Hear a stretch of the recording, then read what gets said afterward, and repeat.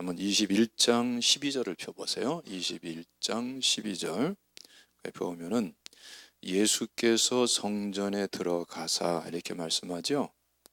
그래서 성전에 들어가셔서 성전에서 매매하는 자들, 돈 바꾸는 자들 다 내쫓아버리죠.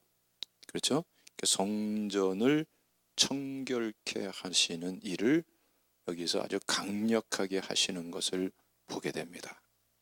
그리고 다시 성전에서 나오셔서 무화과나무 사건 있죠? 무화과 말라 죽는 사건. 그리고 그 다음에 23절을 보면은 예수께서 성전에 들어가 가르치실세라고 또 나오죠.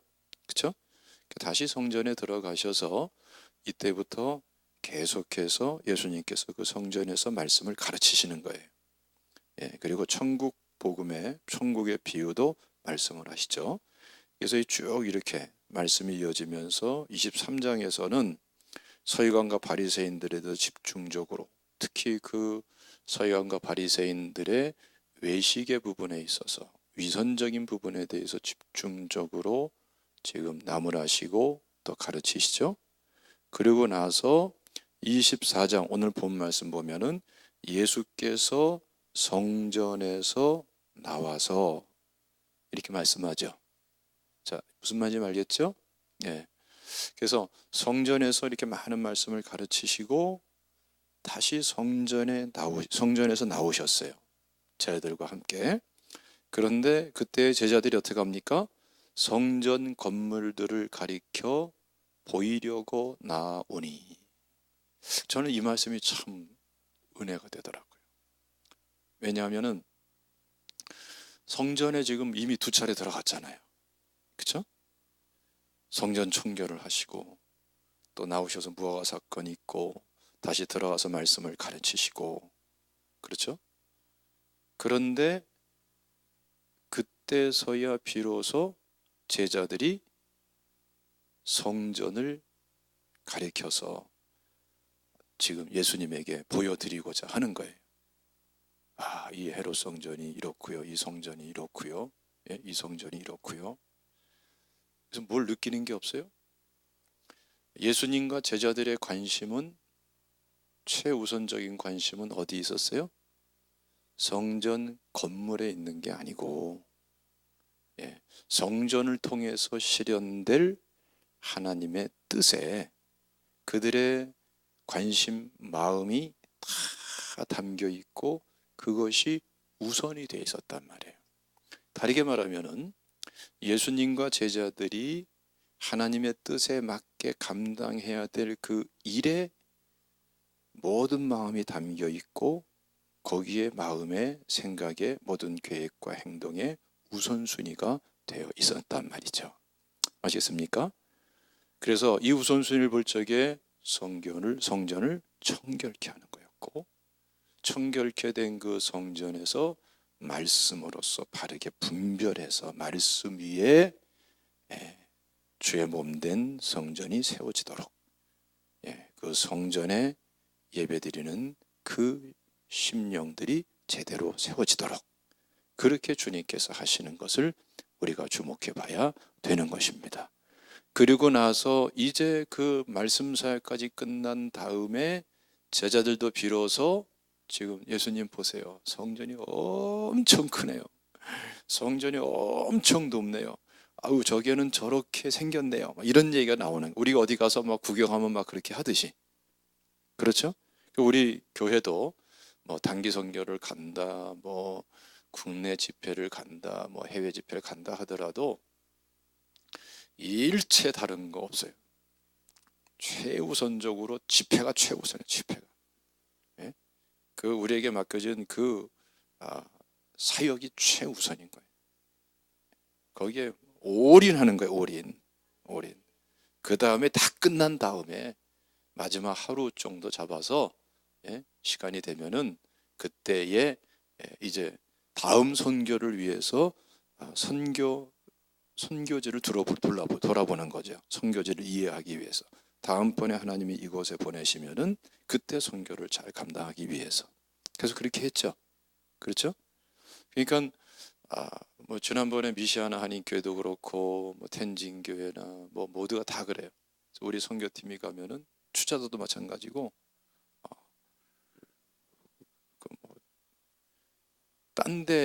딴데 뭐 눈 안 돌리니까 희한하게 생각을 해요. 근데 사실 당연한 건데 예. 할렐루야. 그럴 적에 하나님께서 기쁘시게 영광 받으시고 또 하나님이 하실 놀라운 일을 이루어 주시는 것입니다. 할렐루야. 그래서 항상 먼저 그의 나라와 그의 의를 구하는 게 중요한 거예요. 모든 일에서. 그게 믿음인 것입니다. 하나님이 오늘 새벽에 나눴듯이 하나님이 계시잖아요. 그렇죠? 하나님은 자기를 찾는 자들에게 후이상을 주시는 분이시잖아요. 와, 그 상이 얼마나 놀라운지. 에녹은 죽음을 보지 않고 부름 받았어. 놀랍잖아요. 엘리야는 그냥 부름 받자 그 멋진 불병거를 타고 촤. 내가 그걸 원한다니까. 그랬으면 좋겠어요. 좀 기도 좀 해주세요. 예? 날짜 딱 정해가지고 여러분들의 손을 쫙 흔들면서 그렇게 엘리야가 엄청 멋있는 거예요. 모름지기 끝이 좋아야 되잖아요. 할렐루야. 뭐 샘내지 마시고 아낌없이 기도해 주시기를 주님의 이름으로 축원합니다. 축원합니다. 뭔가 속으로 막 그러는 것 같아. 아이고 내가 구할 걸 목사님께 뺏겼네. 뭐 같이 올라갈 수도 있잖아요. 뭐 그렇게 하나님이 그렇게 마음이 좁으신 분이 아니십니다. 할렐루야. 어쨌든 여러분 하나님께서는 하나님이 계신 것을 분명하게 인정하고 믿음으로 믿고 예? 하나님을 찾는 자에게 후이상 주시심을 믿고 예? 그래서 그 말씀대로 그 은혜대로 다 믿음으로 순복하면서 믿음으로 살고자 하는 사람에게는 본인이 상상하는 이상으로까지 에녹과 엘리야에게 그렇게 은혜를 주듯이 그렇게까지 주신단 말이에요. 믿습니까? 할렐루야. 어쨌든 여러분 이 지금 예수님과 제자들이 참 이 태도, 자세, 우선순위 이런 것이 참 시사하는 바가 굉장히 크다라는 생각을 합니다. 그런데 성전을 이렇게 보라고 하신 예수님이 굉장히 중요한 선언을 하시죠? 그렇죠? 보세요. 2절 말씀 보면은 내가 진실로 너희에게 이르노니 돌 하나도 돌 위에 남지 않고 다 무너뜨려 지리라. 뭘 가르쳐 말하는 거예요? 지금 제자들은 이제 일이 다 마쳤으니까 마음이 좀 여유를 찾으면서 성전을 막 가리키고 하는데 그 성전을 가리켜서 말씀하는 거예요. 돌 하나도 돌 위에 남지 않고 다 무너지리라. 이 성전이 여러분 우리가 이 성전을 보면은 굉장한 성전입니다. 우리가 솔로몬 성전이 맨 처음에 있었죠. 그 다음에 70년 바벨론 포로 후에 수르바벨 성전이 지어졌잖아요. 그렇죠? 수르바벨을 중심으로 성전이 지어졌죠. 자, 그것이 사실은 예수님 당시까지 수르바벨 때 지어진 성전이 있었어요. 비록 솔로몬 성전보다는 초라하지만 그런데 그 헤롯 왕이 즉위를 하면서 그러니까 헤롯 왕이 몇 명 돼요? 첫 번째 헤롯 왕이죠. 보통 헤롯 대왕이라고 그러는데 첫 번째 로마의 분봉왕 앞잡이죠. 로마가 세운 이 통치 수단으로 세운 에돔 족속인 이 헤롯 왕이 즉위해가지고 BC 17년에 성전을 또 보완해서 원래 수르바벨 성전은 그대로 놔두고 그것을 더 보완해서 성전을 짓는 그러한 일을 시작을 합니다. 그런데 이것이 시간이 가면서 새로 수축하는 것들이 커지다 보니까 원래 수르바벨 성전은 다 이제 뭐 흔적도 없이 사라져 버리는 거예요. 그런데 이때로부터 해가지고 이 성전이 예수님 당시까지, 지금 요한복음 2장 20절 말씀 보면은 무려 46년 동안 성전이 계속해서 지어졌어요. 그러니까 이 헤롯 왕가의 대를 이어가면서 성전을 짓는 거예요. 예? 무슨 말인지 아시겠죠? 무려 46년이에요.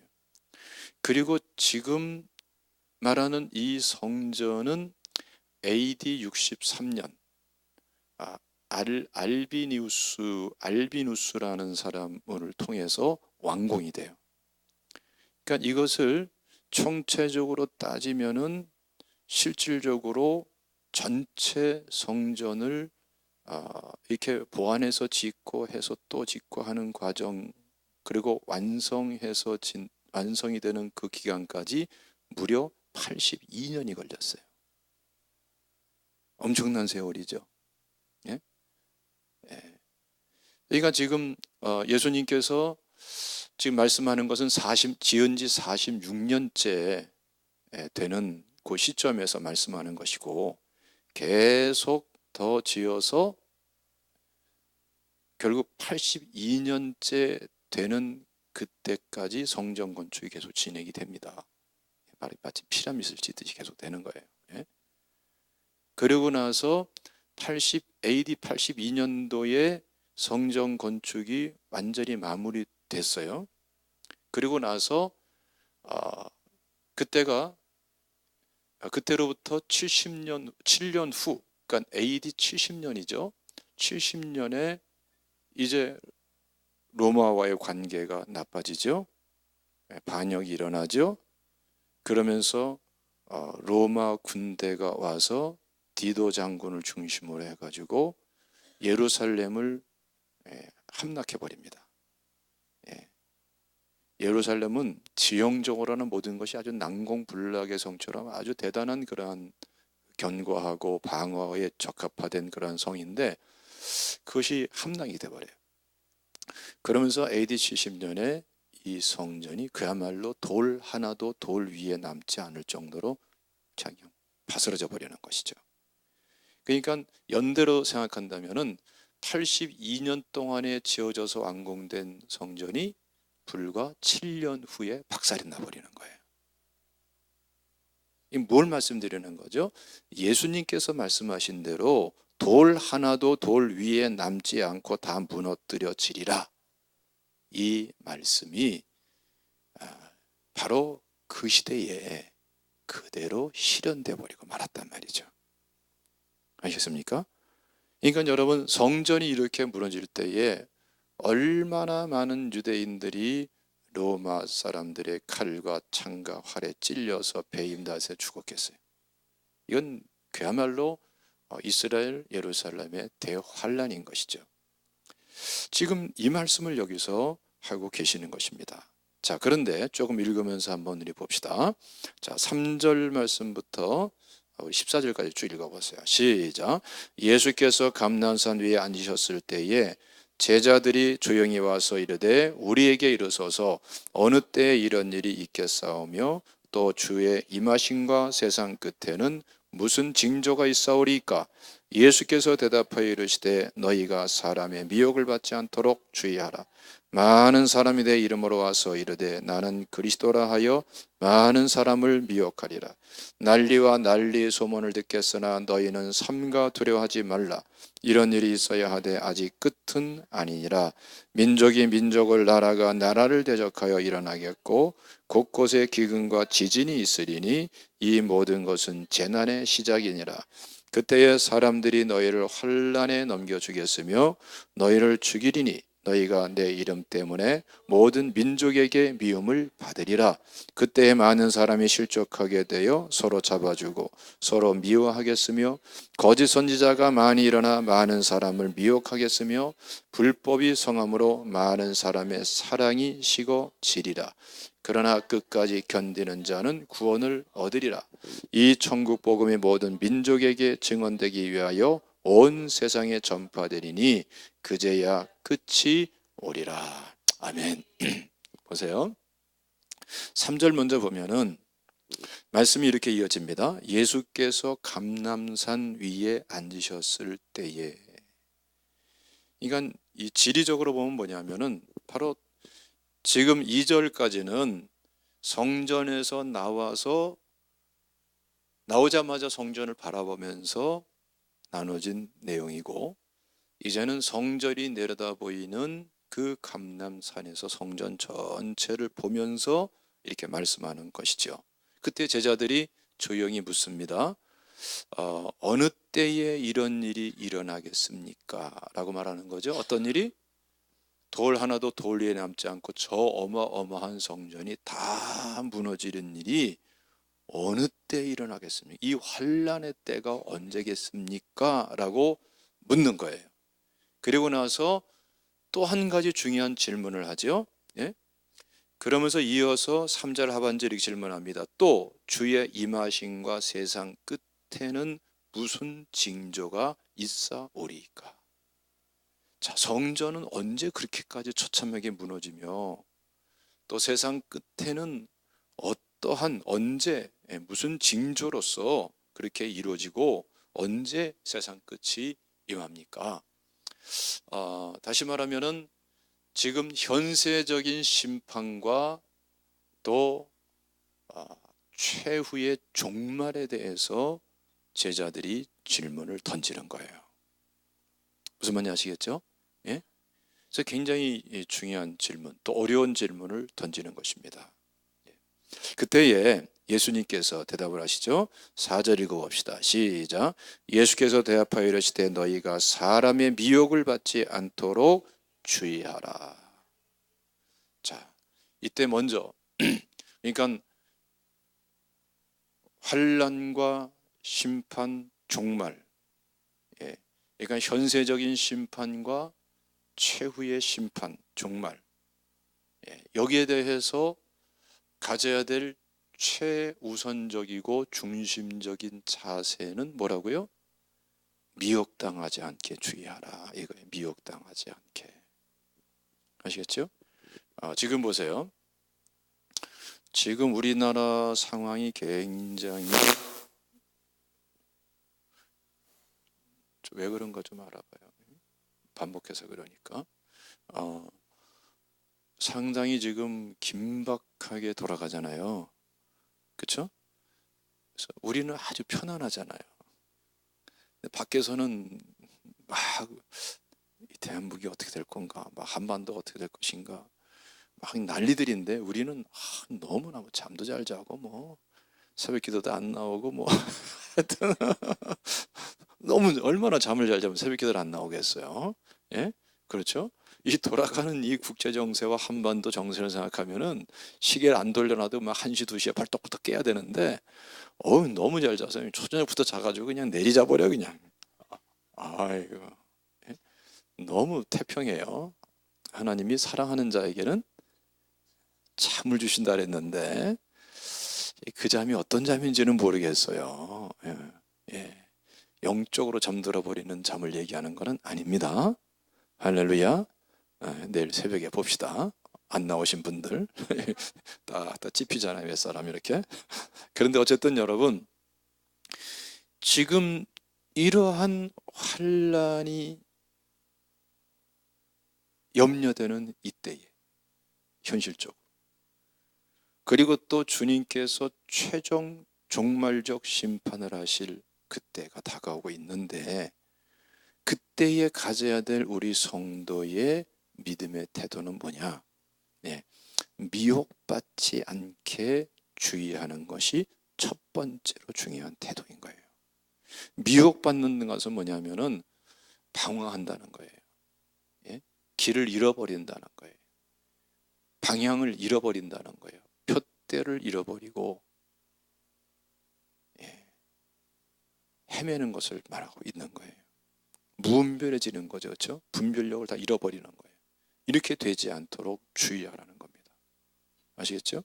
그러니까 어려운 때일수록에 무분별한 사람이 되면 안 되고, 그럼 방황하게 됩니다. 분별력 있는 사람이 돼야 되는 거예요. 할렐루야. 무엇으로? 말씀으로. 무엇으로? 성령의 은혜로. 성령 안에서. 할렐루야. 분별력 있는 사람이 돼야 되는 거예요. 그렇기 때문에 새벽을 깨워야 된단 말이에요. 할렐루야. 할렐루야. 예, 우리 김지현 쌤 알겠죠? 우리 김지현 쌤 알겠죠? 내일 새벽에 100% 나오시기를 축원합니다. 할렐루야. 이름 다 부를까요? 예.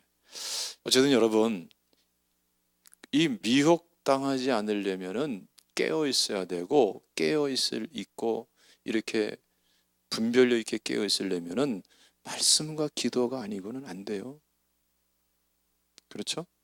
그래서 새벽 기도가 환난의 때, 어려운 때일수록에 중요한 것입니다. 그런데 여기서 미혹받는 몇 가지 중요한 사실을 말하죠. 5절 말씀 보면은 많은 사람들이 내놓으러 와서 이르되 나는 누구라? 그리스도라. 그러니까 자칭 그리스도라. 예수님을 대체하는 이러한 이단들이 많이 일어난다는 거예요. 그러니까 지금 이단들이 많잖아요. 별별 이단들이 다 있잖아요. 어떻게 된 게 뭐 어머니가 하나님이고 뭐 또 희한한 하나님이 또 그걸 또 쫓아가 또. 그렇죠? 어떻게 또 인간이 또 뭐 자기가 또 보혜사라고 그러지 나오질 않나. 예? 예? 이런 이 어머니 교회, 하나님의 교회, 이신천지, 이 통일교는 아예 지가 하나님이라고 또 그러잖아요. 그렇죠? 이건 지금 이단들이 보세요. 성부를 자칭하는 이단, 성령을 자칭하는 이단, 그렇죠? 성자를 자칭하는 이단들 수없이 많이 나왔고, 그렇죠? 이제는 그것도 이상하게 믹스해가지고서 어머니라고, 어머니 하나님이라고, 하나님을 자청하되 또 그렇게 또 뜯어 붙여가지고서 아이디어는 좋아요. 네? 또 그게 또 맥히니까 그게 영적인 문제죠. 그렇죠? 문화적인 것 같지만 영적인 문제인 거예요. 그래서 이러한 이단들이 자꾸 나오고 힘을 키워가고 하는 것이 결코 이상한 것이 아니다. 이게 바로 환난의 때의 징표고 또 종말이 가까울수록에 그게 바로 나타나는 증상이다. 이런 것에 미혹되지 않도록 해라. 할렐루야. 그걸 우리가 말씀하고 있는 것입니다. 그래서 여러분, 이 수요 예배도 중요하고 새벽 예배 굉장히 중요해요. 왜냐하면은 저도 어저께 참 마음이 참 아프더라고요. 뭐냐면은 택시에다가 교리 비교 보셨어요? 교리 비교 선전이 막 붙어가지고 옆에 택시 옆에 그런 택시들이 막 다니더라고요. 예? 전에도 한번 봤는데 어저께 또 눈에 띄더라. 그거 분명히 그 신천지일 거예요. 예? 예. 그러니까 참 마음이 아프고 안타까워요. 예? 근데 이거 왜 그렇습니까? 말씀을 제대로 모르면은 뭐가 죄인지 아닌지 2단인지 3단인지 하나 더 하면은 4단이잖아요. 그렇죠? 이게 지금 몇 단이 되는지 모르는지도 모르고 막 그냥 말씀으로 쫓아간다니까 그냥 믿던 사람. 그러다가 말씀 들으면서 생각이 이렇게 비뚤어지면 그 마귀가 틈탄다고요. 무슨 말이겠습니까? 다른 거 아닙니다. 말씀이 왜곡되면은 마귀가 틈타는 거예요. 뱀이 하와에게 뭘 바꿨어요? 그의 생각을 싹 바꿨잖아요. 하나님 말씀을 왜곡하면서. 말씀 왜곡을 통해서 사단이 역사하는 것은 말씀 왜곡을 먼저 역사하세요. 역사하시는 게 아니지 역사하지. 예? 말씀이 생각과 마음에 딱 왜곡돼서 탐심으로 딱 바뀌어버리고 세상 죄악된 생각으로 딱 바뀌어버리면 그때 팍 지배해버리는 거예요. 죄를 져버리면. 생각과 마음으로 행동으로 죄를 지면 잡혀버리는 거예요. 그때는 뭐 아무리 똑똑해도 소용이 없어. 영적인 문제가 이제 병이 난 거기 때문에 영적인 문제를 어떻게 지적으로 해결할 수 있어요? 그렇죠? 안 된다니. 그러니까 희한하게 안 그럴 것 같은 사람들이 이단에 빠져가지고 저렇게 패가망신하고 별 짓을 다 하고 산다고요. 예? 그래서 우리가 말씀에 충실해야 돼요. 알겠습니까? 알겠습니까? 그래서 이 수요 예배, 새벽 예배, 주일 예배 중요한 거예요. 이 시간을 통해서 말씀의 토대를 다 다져가야 되는 거야. 예? 새벽을 통해서는 구약 성경을, 수요일을 통해서는 이 신약 성경을, 주일을 통해서는 그 주간에 하나님이 주시는 말씀을. 할렐루야.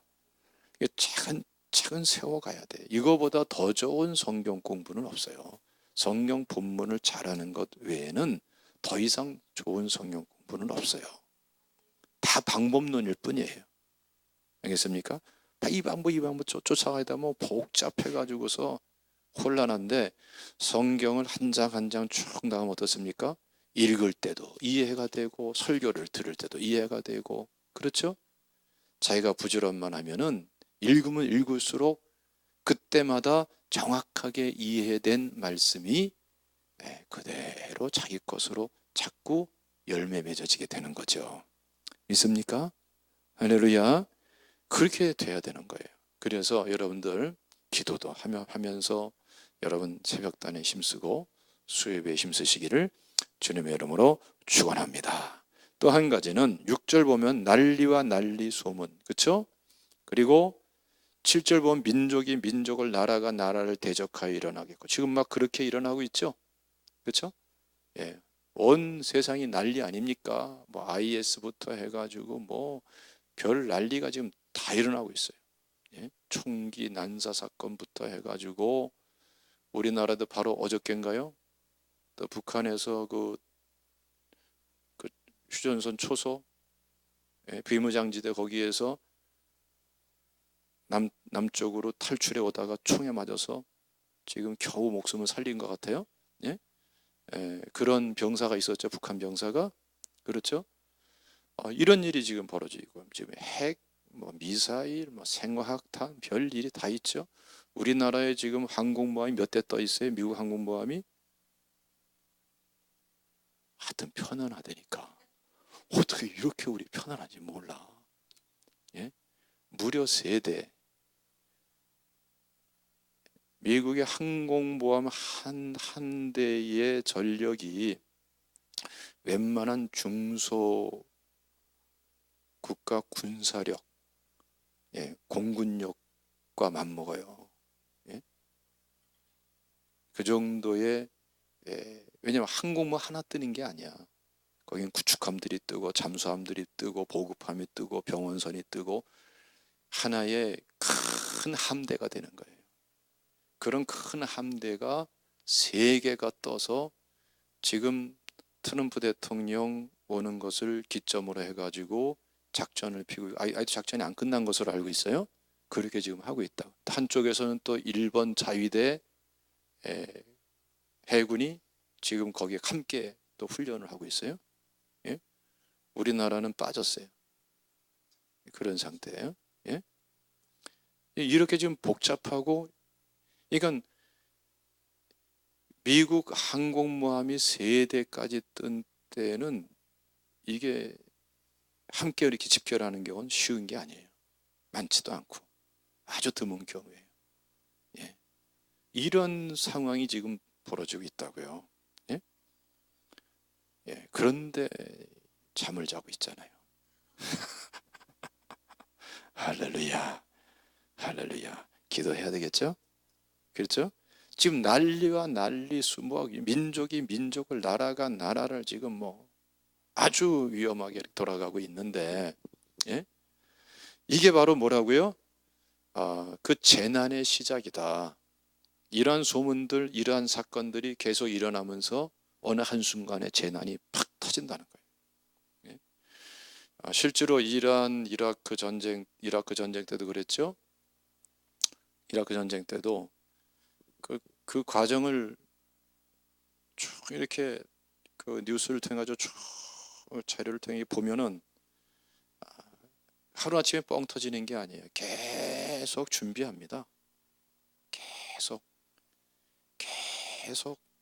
계속 준비해 나가고, 계속 준비해 나가고, 항공모함이 뜨고, 보급선이 뜨고, 또 국제 여론이 조성되고, 국제 회의가 이루어지고, 또 거기에 대한 또 명분을 만들고 찾고, 또 뚜렷한 명분을 정리해 가지고, 그리고 또 이렇게 모든 게 차곡차곡, 미국이 전쟁을 할 적에는 한순간에 하지 않아요.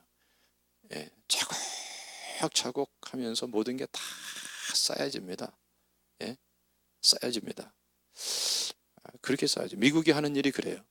어떤 사람을 체포한다 할 때에 그냥 갑자기 체포하지 않아요. 계속 그 사람을 조사합니다. 계속 자료를 축적합니다. 찾고, 그게 한 달 정도가 아니라 6개월, 1년, 2년, 3년까지도 계속 축적합니다. 축적해가지고 딱 체포할 적에는 절대로 빠져나지 못할 정도로 딱 준비하고 체포를 해버려요. 그러니까 한 번 체포된 사람은 법망을 벗어날 수가 없어. 워낙 철저하게 준비해 있기 때문에. 미국이 하는 방식이 그래요. 이 전쟁도 마찬가지 그런 식으로 돼요. 로마도 그런 식으로 했어요. 로마도 전쟁을 할 적에 차곡차곡 쌓여가지고서 반란 일으킨다, 전쟁을 해야 된다 그러면은 차곡차곡 쌓여져가지고 자국 군대 보내고, 또 자기 지금 동맹 군대 보내고, 제국 내 군대들이 모아지고 해가지고서 결정적인 순간에, 한순간에 박살이 내버리는 거예요. 예루살렘 한막도 그렇게 이루어진 거예요. 로마사를 보면 전부 그런 식으로 이루어져요. 지금 미국이 하는 거에 굉장히 로마가 하는 건 비슷해요. 이라크 전쟁은 그렇게 이루어졌고요. 지금 이렇게 되고 있는데, 지금 참 우리나라는 지금 엉뚱한 일들이 많이 벌어지고 있어요. 엉뚱한 일들이. 그래서 기도하는 수밖에 없어. 지금 내가 봐서는 기도 외에는 다른 방법이 없어요. 할렐루야. 그럼 우리 그리스도인들이 분명히 알 것은 뭐냐면은, 오늘 본 말씀은 어쩌면 우리 현실과 너무나 똑같다. 재난의 때의 시작이라 이거죠. 알겠습니까? 자, 보세요. 그리고 10절 말씀 읽어보세요. 시작. 그때에 많은 사람이 실족하게 되어 서로 잡아주고 서로 미워하겠으며. 무슨 말입니까? 서로 잡아주고 미워하게 돼요. 그러니까 가족끼리, 또 아는 친척끼리, 이웃끼리, 형제끼리, 또 아는 친구들끼리, 심지어 교인들끼리 실족해서 시험에 들고 넘어지고 낙심하고, 그렇게 해가지고서 지금 서로 막 고발하고 잡아주고, 막 서로 미워하는 관계가 되고 그럽니다. 지금 이것이 북한에서는 일상생활화되어 있어요. 아시겠습니까? 여러분들 제가 그 자료를 봤는데 뚜렷하게 뚜렷한 기억은 지금 안 나는데, 오래전에 봐서 지난달에 봤나요? 네, 지금 이 설교 때 하려고 본 건 아니고 그냥 나한테 보내온 걸 봤는데, 왜 이 북한 주민들이 막 김일성, 김정일, 김정은 그 사진만 보면 그냥 막 거기다 난리치잖아요, 그렇죠? 그렇죠? 우리나라에 옛날에 무슨 응원단이 와가지고서 그 비가 오니까 막 차를 세우고 미녀 응원대라고 이름 붙여가지고서 막 부추겼는데, 우리나라에서는. 근데 그 미녀라는, 보니까 미녀도 아닌데 그만 하여튼 막 그냥 처바르고 와가지고, 하여튼 그냥 비가 오니까 막 차가 세워지더니, 그 버스가 세워지더니 그 미녀 같지 않은 미녀들이 막 나가서 막 그 김정일 사진이 붙어 있는 현수막, 또 사진 프랜카드에 붙어 있는 그거 보고서 막 끌어안고 막 울고 막 난리쳤잖아요. 이게 도대체 뭐냐? 저 사람들은 저렇게나 김정일을 저렇게 정말 대단히 사랑하고 아끼느냐, 충성심이 대단하다, 무섭다, 이런 생각이 진짜 무서운 거예요. 왜냐하면은 제가 이 몇 호라는 건 기억이 전혀 안 나는데, 이제 뚜렷하지 않은데, 그 우상화를 위한 법제가 돼 있어요. 예? 그것은 모든 그 북한의 법의 상위법으로 돼 있어요. 어떻게 돼 있냐면은 그 김정일, 김정은, 김정은에 대한 것만이 아니라 그 사진이나 이름이나 이런 관련된 동상이나 그것에 대해서 예의를 갖추고 정성스럽게 그것을 돌보고 보존하지 않으면은, 그러면 즉각적으로, 내용상으로 보면 즉각적으로 체포돼 가지고서 수용소로 보내지게 돼 있어요. 본인만 보내지는 게 아니라 가족들이 같이 가버려요. 무섭죠? 근데 이것이 기계적으로 움직여져요. 그러니까 막 그 교실에서 선생님이 그 교실에 있는 그 김정일, 김정은 이 사진, 그거 닦는데 깨끗한 수건으로 안 닦고 무의식적으로 그 지저분한 것으로 꺼내가지고 무의식적으로 닦았는데 그걸 가지고 학생들이 딱 고발했잖아요. 그러니까 지금 몽땅 온 가족이 다 수용소로 보내지고. 왜 고발하느냐? 그 애들만 어른들 다 고발하는 거예요. 왜 고발합니까? 고발하지 않으면은 그걸 보고서 보호하지 않은 죄로 몰려가지고 같이 다 끌려가 버려요. 아시겠어요? 아시겠습니까? 그러니까 그 미녀답지 않은 미녀들이 그 난리를 친 게, 난리치지 않으면은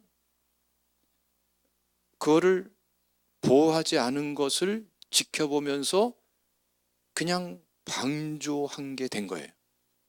그래서 같이 끌려가는 거예요, 수용소로. 그럼 평생 끝나는 거예요. 거기서 나오지도 못해요. 웬만해서 못 나오는 거예요. 그러니까 막 그냥 울면서 달려드는 건 왜 달려드는 겁니까? 살기 위해서 충성을 막 표현하는 거예요. 또 그걸 다 찍잖아요. 그렇죠? 이게 여러분 거짓말 같은 현실이에요. 이거는 뭐 계속 지금 김정일 때부터 지금까지 내려오고 있는 북한의 무서운 현실입니다. 이러한 내용들이 거짓말 같다는 사람들은 가서 올라가 보세요. 그냥 올라가 보세요. 그냥 좀 더 살다 오든지, 그렇게 해보세요. 그래서 북한 좋다고 북한 편드는 사람, 나 이해가 안 돼. 얼마나 많은 주민들이 노예보다 더 혹독한 삶을 살면서, 그러고 있는데, 지금 북한 주민들은요, 자기를 팔아달라고 뇌물 줍니다. 노예로 팔아달라고. 아시겠어요? 노예로 팔아달라고 인신매매단에게 돈을 줍니다. 왜 그러냐? 노예로라도 사는 게 더 편하다는 거예요. 이번에 이 트럼프 대통령이 국회에서 그 한 연설 들으셨어요? 들으신 분 손 들어봐요. 아유, 이게 들은 분들이 참, 한번 들어보세요. 들어보세요. 참, 우리나라의 역사를, 또 남북 문제를, 우리나라의 역사 교육을 우리나라는 지금 남의 대통령이 와서 해줘야 되는 이러한 상황이 돼버렸어요. 지금 트럼프 대통령이 말이 많습니다만은 이번 국회에서 연설한 것은 여당이든 야당이든 모든 국회의원들이 명연설이다. 또 그쪽 분야의 전문가들이 명연설이다.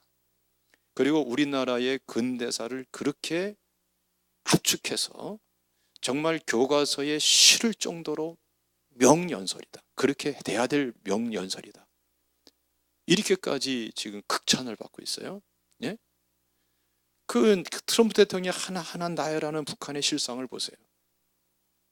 여러분, 이런 상황에서 정신 못 차리고 깨어서 기도하지 않으면은, 말씀으로 돌아가지 않으면은 우리 현실에 대해서 무분별해지고, 그리고 한국교회까지도 무분별해지면은 우리나라는 그냥 무분별로 끝나버리는 거예요.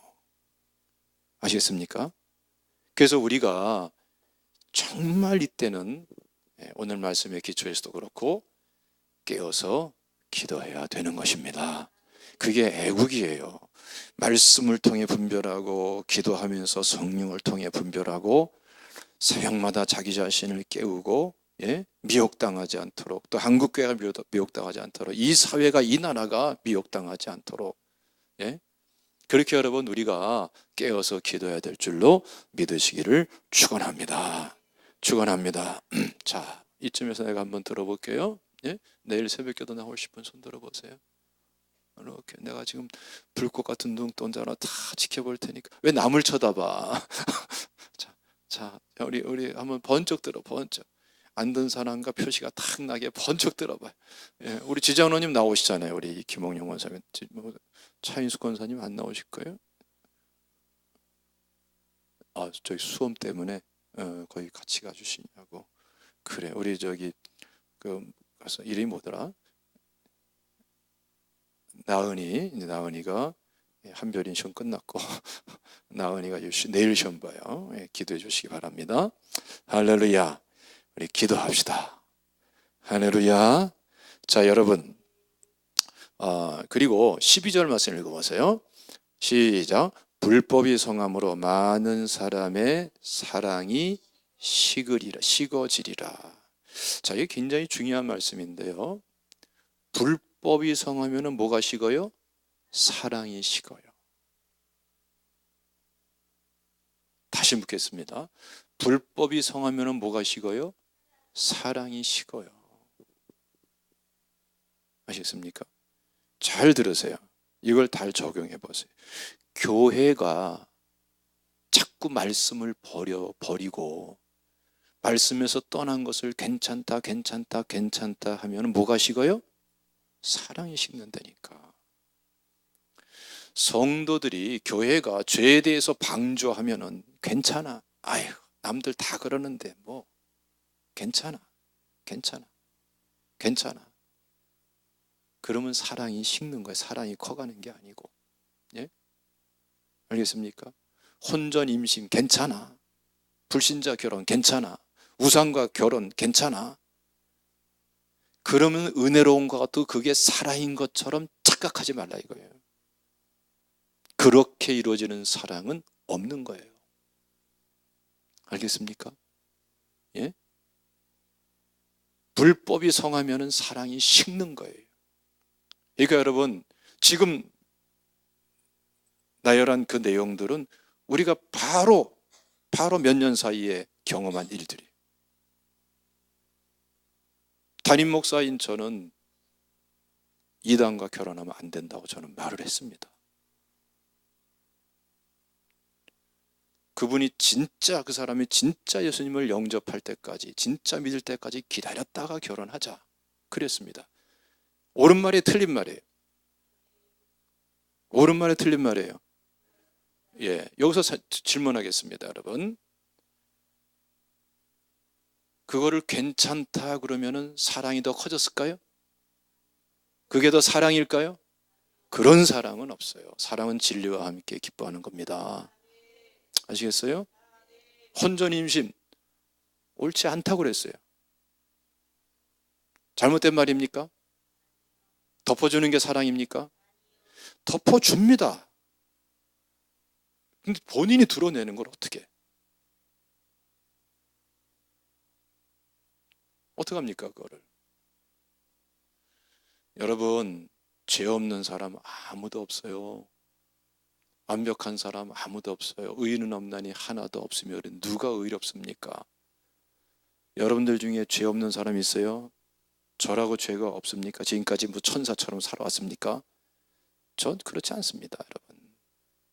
중요한 거는 죄를 죄라고 말해주고, 죄를 죄라고 인정하고, 죄를 죄로서 회개하고, 죄에서 돌이키고, 죄에서 돌이키도록 이끌어주고 격려해주고, 그게 사랑이에요. 믿습니까? 할렐루야. 이게 복음에 합당한 사랑, 말씀에 합당한 사랑이고, 여기서 이럴 때 진짜 사랑이 커지는 거예요. 예. 그래서 여러분, 사랑은 율법의 완성이잖아요. 율법을 폐기하는 게 사랑이 아니라 율법의 완성이라고요. 알겠습니까? 율법을 다 인정하고 지키고 그대로 회개하면서 은혜로 돌아오는 게 사랑이라고요. 믿습니까? 무분별하면은 안 된단 말이에요. 이런 것도 우리가 제대로 감당 못하면은, 예? 진짜 환난이 구체적으로 다가올 때에 얼마나 무분별하게 되고 얼마나 처참하게 미움 속에 빠져버리겠습니까? 알겠습니까? 예? 여러분 잘 생각하셔야 됩니다. 좀 안타까운 거는 내가 난 저주한 적 없어요. 저주했는데도 괜찮다고 막 지금까지. 저주했는데 뭐 잘 먹고 잘 산다고. 저주 안 했으니까 잘 먹고 잘 살지. 맞아요, 틀려요? 내가 저주했으면은 잘 먹고 잘 살 수 있었겠어요? 맞아요, 틀려요? 저주 안 했으니까 괜찮은 건데, 저주했다고 자꾸 그러면 어떡해요, 나보고. 아주 그냥 논리적인 모순 아닙니까? 난 아주 그냥 논리적으로 얘기하는 겁니다. 저주 안 했으니까 멀쩡한 건데 회개하고 돌아와야지. 예, 지금 주어져 있는 조그마한 평안, 작은 평안, 조그마한 은혜, 예? 지금 괜찮은 것 같은 그러한 상황, 하나님이 참아주고 기다리고 있는 거예요. 괜찮은 게 아니라 빨리 회개하고 돌아올 기회를 주는 거예요. 괜찮은 게 아니에요. 어디 담임 목사가 돼가지고 저주를 하겠어요? 그래 안 그래요? 축복하기도 바쁜데 뭘 저주해? 그래가지고 어떻게 기도하고 어떻게 하나님께 예배하겠어요? 그렇잖아요? 그거 아닙니다. 저는 사랑합니다. 네. 네. 내가 저주하는 편지를 줬다고 그러는데 정권사님 잘 알죠? 저주하는 편지 준 게 아닙니다. 그런 게 아니에요. 그때 우리 집사람이 3일 동안 금식을 했어요. 예? 그 가정을 위해서. 근데 저는 금식을 안 했어요. 저는 금식할 그런 몸이 사실은 아니에요. 알잖아요. 금식은 저는 안 했고, 우리 집사람 3일 금식하고, 그리고 교회를 떠나기 전에 권면의 편지를 준 거예요. 예. 그리고 성경 귀절을, 그 뒷받침해진 성경 귀절을 갖다 몇 귀절 적어줬어요. 그건 여러분, 그거 저주한 게 아니죠. 그때는 돌이키면 되는 시점이었어요. 돌이킬 수 있는 때였고, 이건 돌이키라고 권면해주고 타일르고, 그리고 성경 말씀이 이렇지 않느냐, 돌이켜라. 그게 왜 저주입니까? 그렇죠? 그건 당연히 누구라도 해야 될 소리고 권면이에요. 그래야 안 그래요? 여러분, 제가 꼭 말씀드리고 싶은 것은, 우리가 지금 몇 년 동안에 우리 교회 우리가 상당히 성숙하고 우리 성도님들이 분별력 있는 신앙생활을 지금 잘하고 있는데, 이 부분에 대해서는 혼돈에 빠졌어요. 이단 결혼, 혼전, 임신, 또 그러면서 갔다가 또 공개적으로 막 오히려 또 교회를 공격하는 예도 있었죠. 예? 거기에 대해서 혼돈이 왜 생겼냐 하면은 잘 안다, 친하다, 가깝다, 함께 신앙생활 했다. 그러니까 사랑으로 덮어줘야 되지 않냐. 또 지금 사회가 이렇지 않냐. 요즘 시대가 그렇지 않냐. 여기에 너무나 이렇게 생각이 잠식돼 가지고 그냥 그것을 괜찮다고 해주는 게 사랑인 것처럼 그렇게 착각을 한 거예요. 성경 말씀 보면 어때요? 불법이 성하면 사랑이 식는다고요. 알겠어요? 그동안에 실종된 사랑의 부분들이 무엇 때문이었어요? 죄를 죄라고 말해주지 않았기 때문에 회개하지 못했잖아요. 그렇죠? 또 죄를 죄라고 얘기해주고 그걸 정죄하라는 게 아닙니다. 정말 기도하면서 사랑으로 끌어안아 주면서 이건 죄다 회개하자. 이렇게 했어야죠. 그렇게 안 했기 때문에 어린 성도들은 혼란에 빠졌잖아요. 더 무분별에 빠져버리고. 그러니까 이게 옳다 저게 옳다 이게 아니다 어떻다 저렇다 거기다가 또 혼란에 빠지니까 어떻게 돼요? 서로 갈등 관계가 돼버리고 그 사랑이 식잖아요. 또 거기에 마귀가 틈타잖아요. 그렇죠? 불법이 성하면은 말씀을 떠나는 이러한 일들이 성하면은 결국은 사랑이 식는다니까요. 반대로 말씀으로 돌아올수록에 사랑은 그야말로 뭐와 함께 기뻐해요? 진리와 함께 기뻐한다고요. 믿습니까? 이 은혜로 나가시기를 주님의 이름으로 축원합니다. 축원합니다. 이거는 뭐 여러분들 이 자리에 있는 분들이 받아들이고 안 받아들일 떠나서 저는 상관없어요. 여러분과 하나님과의 관계고 나와 하나님과의 관계. 이건 말씀일 뿐이에요. 말씀을 내가 뭐 다르게 전할 수 있습니까? 예? 지금 말씀한 것이 틀리면은 얘기하세요. 이따가라도 나한테 찾아오세요. 더 정확하게 구체적으로 설명해 드릴 테니까. 믿습니까? 여러분 앞으로 그러지 마시길 바랍니다. 예? 그렇게 되었던 그렇게 부분별하게 말하고 행동했던 것 그런 적이 있으면 다 회개하세요. 왜? 그것 때문에 사랑이 식었다니까. 괜찮아. 여기서 괜찮아 저기서 괜찮아. 이것 때문에 교회가 사랑이 식었고 많은 사람들이 혼란에 빠졌고.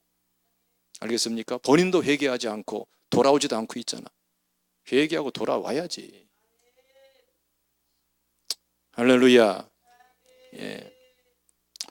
자, 13절 시작.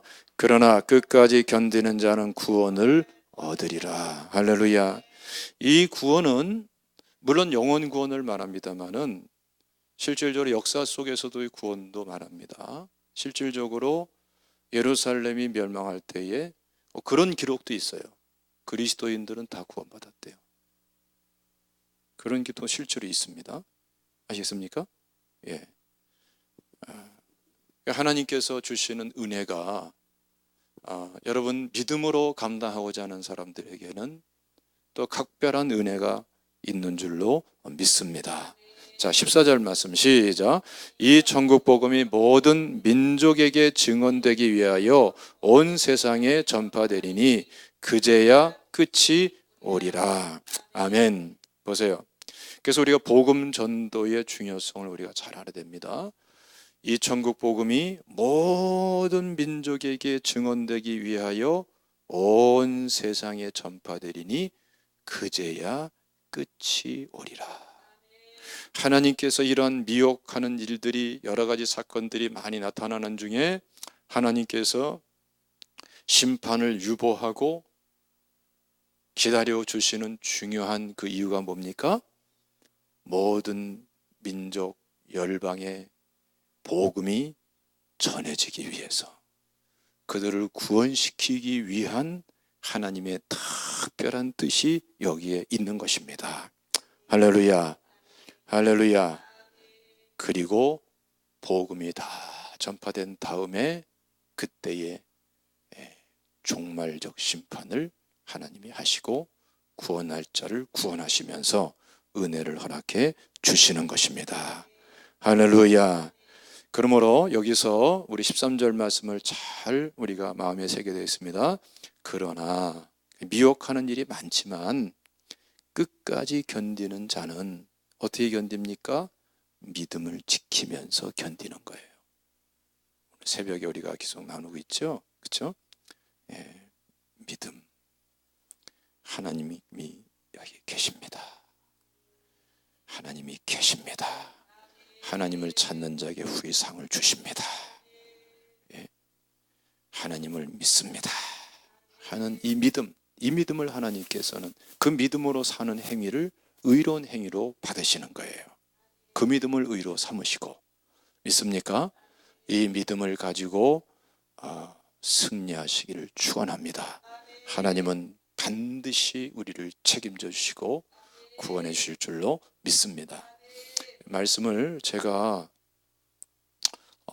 여기까지만 전하려고 그래요. 한 장씩 계속 전했는데 지금 이 종말 부분에 대해서는 계속 한 장씩 전하면서 28장까지 마치고 마가복음부터 반 장씩 전할까 생각을 사실 많이 했는데 첫째로 요즘 아무래도 너무나 양이 많아요. 한 장을 다루는 게 깔끔히 좋긴 한데, 그리고 또 한 가지는 이 종말 부분이 24장부터의 내용이 우리가 상당히 조심스럽게 새겨들어야 될 부분들이 굉장히 많아요. 그래서 오늘 여기까지만 말씀을 전하고 하반부는 다음 주일날, 다음 주 수요일날 우리가 함께 나누도록 하겠습니다. 할렐루야. 여러분 정말 깨어서 기도합시다. 할렐루야. 예, 기도합시다. 오늘 말씀 붙잡고 이 시간에 기도하겠습니다. 또 이 자리에 있는 서를 위해서 기도하시고, 또 수험생들 위해서 기도하시고, 군에 있는 형제들을 위해서 또 기도하시기를 바랍니다. 또 아울러서 우리 알파 35기 36기 위해서 여러분 기도하시기 바랍니다.